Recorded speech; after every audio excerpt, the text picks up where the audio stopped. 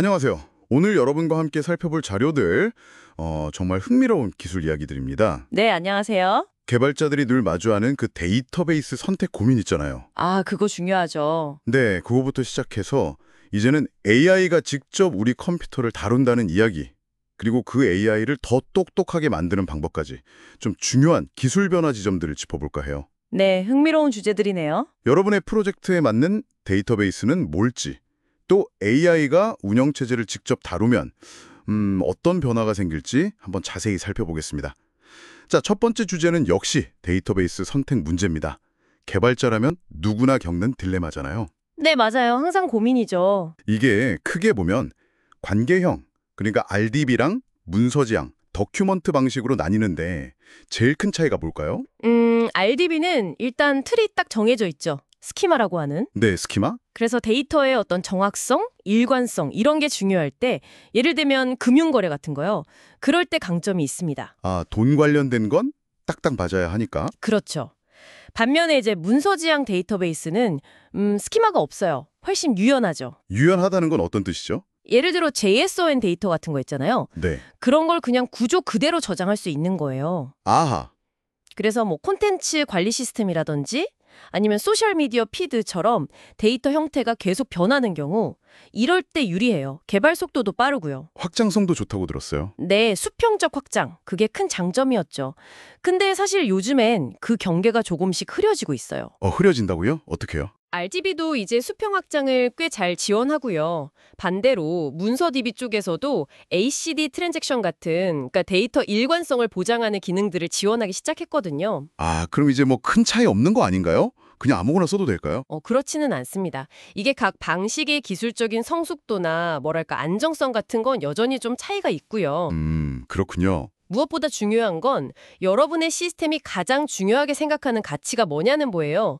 데이터 무결성이냐? 아니면 유연성과 빠른 개발 속도냐? 아, 우선순위를 정해야 하는 거군요. 네, 그걸 기준으로 신중하게 선택해야 하는 건 변함없어요.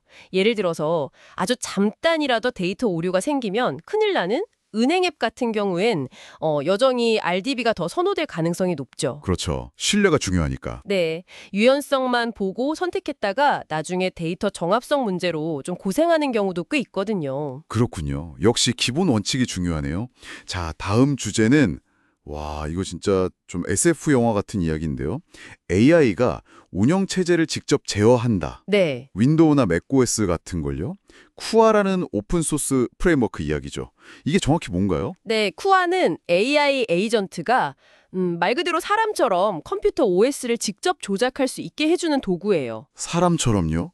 단순히 명령어만 치는 게 아니고요. 그렇죠. 화면을 보고 마우스를 클릭하고 키보드를 입력하고 이런 작업들을 AI가 직접 하는 거죠. 와, 특히 애플 실리콘 맥에서는 가상 머신을 통해서 거의 뭐 네이티브 성능으로 맥OS나 리눅스를 AI가 다룰 수 있게 해준다는 점이 좀 주목할 만해요. 야, 개발은 파이썬이나 스위프트로 할 수 있다고요? 네, 맞습니다. 그럼 정말 AI가 제 컴퓨터를 대신 써주는 거네요? GitHub 가서 쿠아 프로젝트 찾아서 설치 가이드 따라해줘. 이렇게 말하면 AI가 알아서 다 한다는 거죠? 네, 그런 시나리오가 가능해지는 거죠. UATRS나 오픈AI, 엔트로피 같은 다양한 AI 모델을 활용해서 이런 작업을 수행할 수 있게 됩니다. 와, 이거 진짜 엄청난데요. API 호출 수준을 넘어서는 거네요. 그렇죠. AI가 사용자의 디지털 환경과 직접 상호작용하는 새로운 패러다임이 열리고 있다. 이렇게 볼 수 있습니다. 물론 아직은 초기 단계지만요. 네네, 가능성이 정말 커 보이네요. 근데 이렇게 복잡한 작업을 AI한테 시키려면 지시를 내리는 프롬프트가 정말 중요해지겠어요. 아, 맞습니다. 프롬프트가 핵심이죠. 저희가 받은 자료 중에 이 프롬프트에 대한 흥미로운 연구가 있었잖아요. 보통 사용자 프롬프트 개선에 많이 집중하는데 이 논문은 좀 다른 걸 봤다고요. 네, 맞아요. 이 논문은 좀 더 근본적인 부분, 바로 시스템 프롬프트 최적화에 주목했어요. 시스템 프롬프트요. 그건 뭔가요? 그 사용자 프롬프트랑 다른 건가요? 네, 시스템 프롬프트는 AI의 기본적인 작동 방식, 뭐랄까, AI의 성격, 기본적인 능력을 설정하는 그런 지침이에요. 특정 작업 지시와는 좀 별개죠.